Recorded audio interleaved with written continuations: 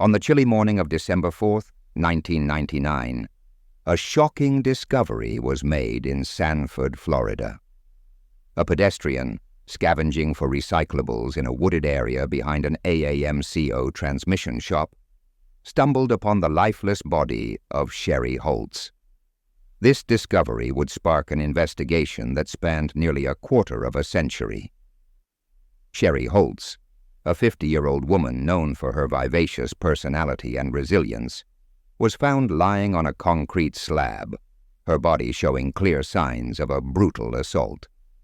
Her throat had been viciously slashed, the deep wound being a testament to the violence she endured. Additionally, investigators noted evidence of blunt force trauma, strangulation, and sexual battery. Much of her clothing was pulled off, indicating that she had likely been sexually assaulted before her death. The initial investigation revealed that Holtz was last seen alive on the evening of December 3rd, 1999. She had spent that night at a local bar in Sanford, a place she frequented. Witnesses recalled seeing her leave the bar alone, seemingly unaware of the danger that lay ahead. The timeline was crucial for investigators, narrowing down the window during which she met her tragic fate. At the scene, a lock-blade knife was found near her body. The knife had traces of blood and other DNA evidence, but the samples were too small and degraded, making it impossible to conduct conclusive DNA testing with the technology available in 2000. Despite this, the evidence was meticulously preserved in the hopes that future advancements in forensic science would provide the answers needed. The initial investigation also focused heavily on Holtz's personal life, particularly her relationship with her longtime boyfriend, Gary Durrance. Interviews with their 3 roommates revealed a tumultuous relationship marked by frequent arguments and domestic disputes. On the night before her murder, Durrance and Holtz had a particularly severe altercation, resulting in Durrance allegedly kicking her out of their shared home. This placed Durrance high on the list of persons of interest. However, Durrance's alibi for the night of the murder presented significant gaps. According to the roommates, Durrance was at the house on Crow's Bluff on the night of December 3rd, but left at some point late in the evening or early the next morning, returning between 2:30 a.m. and 7 a.m. This incomplete alibi complicated the investigation, as there were no concrete eyewitnesses or physical evidence tying him directly to the crime scene at the critical times. Another major challenge was the couple's history of domestic violence. Multiple calls had been made to law enforcement over the years regarding disputes between Holtz and Durrance, but these incidents did not provide the concrete evidence needed to secure an arrest at the time. Also, the initial forensic examination of Holtz's body revealed further details of the horrific violence she endured. Along with the deep laceration to her throat, she had sustained significant blunt force trauma and showed signs of strangulation and sexual battery. These findings indicated a prolonged and violent struggle, suggesting that her attacker had a deep-seated rage or personal vendetta against her. However, the lack of solid forensic evidence and reliable witness testimonies left the case stagnant, causing frustration among the investigators and the community. The case of Sherry Holtz's brutal slaying remained cold for over 2 decades, one of many that haunted the small town of Sanford. Yet, her story remained in the minds of those who sought justice, a grim reminder of the work that still needed to be done. With the dawn of the 21st century, forensic science began to evolve rapidly. The hope that had kept the case open for years would eventually find its reward, proving that time, technology, and perseverance can converge to solve even the most challenging mysteries. In May 2023, the Sanford Police Department made the critical decision to reopen Sherry Holtz's case. This move was driven by the significant advancements in forensic technology that had emerged over the years. The preserved DNA evidence from the original investigation, which had been too degraded and insufficient for conclusive testing in 2000, was now re-evaluated using state-of-the-art methods. The re-examination of the evidence was a meticulous process. Forensic experts utilized the latest DNA testing techniques to analyze the blood and other biological materials found on the lock blade knife, discovered near Sherry's body. The advances in forensic science allowed for the extraction and amplification of DNA from even the smallest and most degraded samples, providing new possibilities for identification. By June 2024, the results from the updated DNA analysis were in. The tests conclusively identified Gary Durrance, Sherry's longtime boyfriend, as the primary suspect. This breakthrough was a pivotal moment in the investigation, confirming the suspicions that had lingered for nearly 25 years, while providing the concrete proof needed to move forward with an arrest. On July 18, 2024, Gary Durrance was arrested in Volusia County with the assistance of local deputies. He was charged with second-degree murder under the accusations of premeditated violence and a clear intent to kill, and taken into custody at the Seminole County Jail without bond. With Durrance now in detention, the legal proceedings began to unfold. During the preliminary hearings, the prosecution laid out the details of the investigation, highlighting the tumultuous relationship between Sherry Holtz and Gary Durrance. Witness testimonies from the couple's roommates painted a picture of a volatile relationship marked by frequent arguments and physical altercations. The prosecution also detailed the gaps in Durrance's alibi on the night of Sherry's murder. Despite his inconsistent statements, the timeline suggested that Durrance had ample opportunity to commit the crime.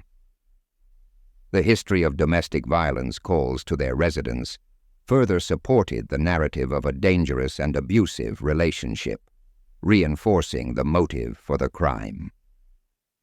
As the case proceeded, the defense attempted to cast doubt on the reliability of the DNA evidence and the testimonies provided by the roommates. However, the advancements in forensic technology and the meticulous preservation of the evidence over the years made it difficult to dispute the findings. The strength of the DNA evidence, combined with the compelling witness testimonies, built a robust case against Durrance. Currently, the legal proceedings are ongoing, with the next court date set for September 10, 2024. As the case progresses, the focus remains on securing a conviction that reflects the severity of the crime and provides justice for Sherry Holtz. "It's some relief, you know. It's something I've carried around for 24 years, Sherry's son, Eric Holtz, said in a statement.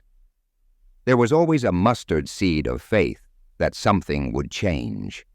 I didn't know how, and then all of a sudden, out of nowhere, DNA comes to the rescue."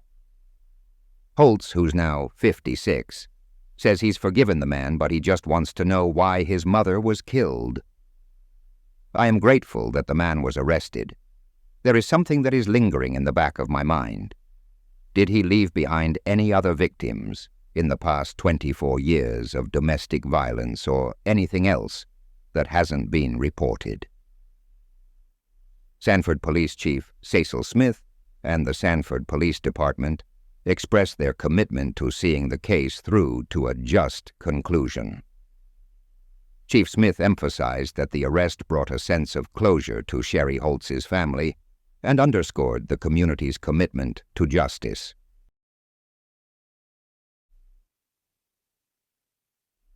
On the night of June 12, 1963, in Winnebago County, Wisconsin, a seemingly ordinary evening took a tragic turn.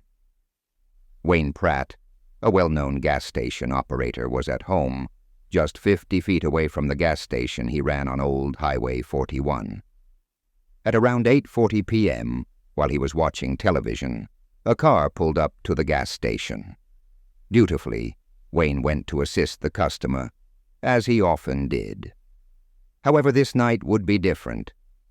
When Wayne did not return home promptly, his wife, Marie Pratt, grew concerned. Noticing that the lights at the station had not been turned on, she decided to check on him. What she found would forever change her life.